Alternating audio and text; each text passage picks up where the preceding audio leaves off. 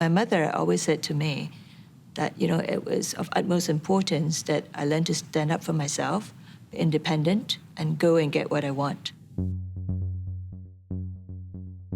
She didn't have an education. I think she only had 3 years of school. Her father said that education should be kept for the boys. And she said to me, well, with my 3 years of education, I'm already so much smarter than they are.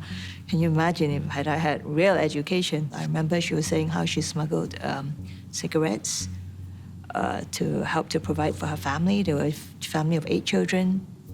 So these are the things that you learn about when you're young, and you think that, wow, Mama did a lot. I can do a lot too.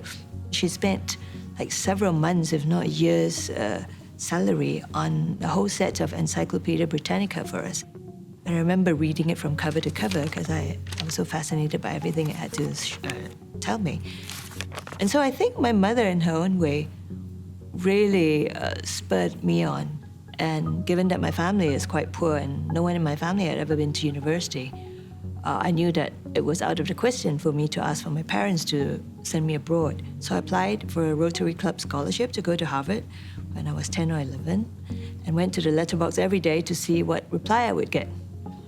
Of course, I had the reply that I was too young. So then when I was 16, I went to school one day and saw all my classmates applying for a scholarship. And I said, what is this for? What are you doing? And they said they were applying to Oxbridge. And I said, oh, Oxbridge, what's that? And someone showed me the cover of a mathematical set which showed Gonville and Keyes. And I said, oh, yes, it looks nice. Maybe I'll apply too. And that's how I got into Oxford, yeah. So I think the whole journey to Oxford was also a way of looking at yourself through other people's lenses. And that was very much of an awakening in many ways. So I joined the Foreign Service. I was on the China desk, and then I moved to the US desk, and then I was on posting in Germany. And during that time was also when I was a delegate to the United Nations. And my mother, she secretly kept this photo album of the photos she would find of me in the press with this Prime Minister or whichever. I wish you could have had that life too, a better life. Yeah. A lot of one's future development depends on education. So it's not just that formal paper qualification, it's also the opening of the minds, opening up of possibilities to yourself.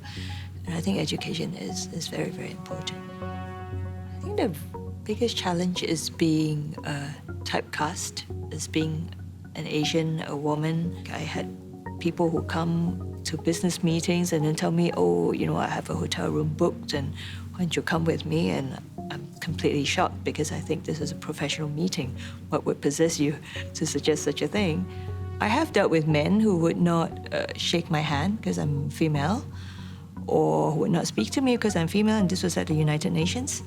I have had a boss who used a hand sanitizer every time he touched my hand. So I suppose in our own little way, we need to take a stand. Keep asking the tough questions. I think both men and women need to be asking the tough questions.